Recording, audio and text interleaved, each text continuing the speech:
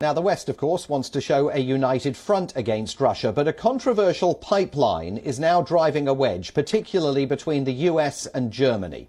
In the centre of these cracks in the alliance, the much-discussed Nord Stream 2 pipeline. Since its inception, Nord Stream 2 has been Europe's most divisive energy project.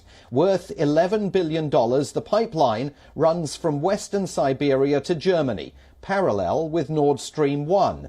It connects Ust-Luga in Russia's Gulf of Finland with Greifswald in northeastern Germany. The pipeline would make Germany even more dependent on Russia for its energy supplies.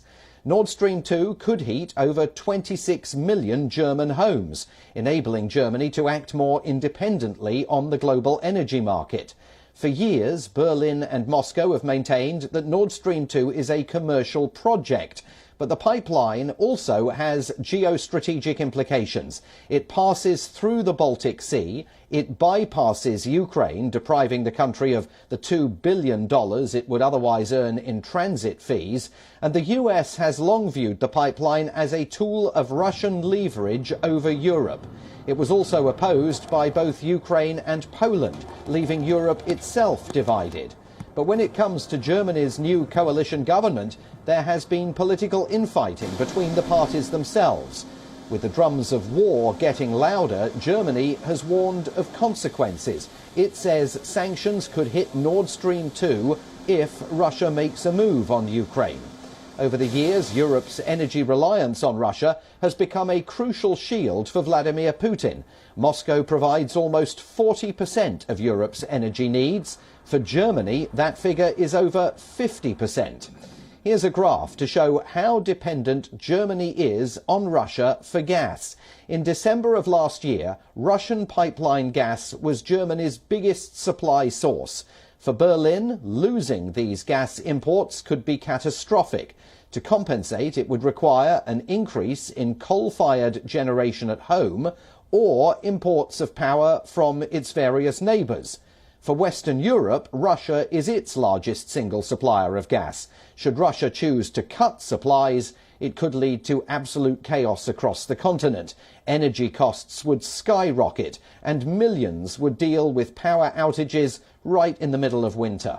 So what options does Europe have for now? Currently, it's depending on the United States to look for alternate supplies, and the US is working overtime to shore up supplies from Qatar. This isn't the silver bullet that Europe needs right now, but emergency supplies from Qatar could provide temporary assistance. Australia, too, has offered to provide additional natural gas to Europe if Russia decides to cut off energy supplies. Currently, there is already an energy crunch in Europe, and any action could have ripple effects beyond the continent. A European energy crisis could roil energy markets across the globe. So Europe currently remains caught in a dilemma. It's mulling sanctions on Russia while trying to avert power outages back at home. With more now, back to our correspondent Ross Cullen in Paris. French and German advisers are leading the talks for the Western point of view from the European Union. Emmanuel Macron has been very clear that he wants to play a leading role in diplomacy this week. He has a call scheduled with Vladimir Putin, the Russian president, tomorrow, Friday.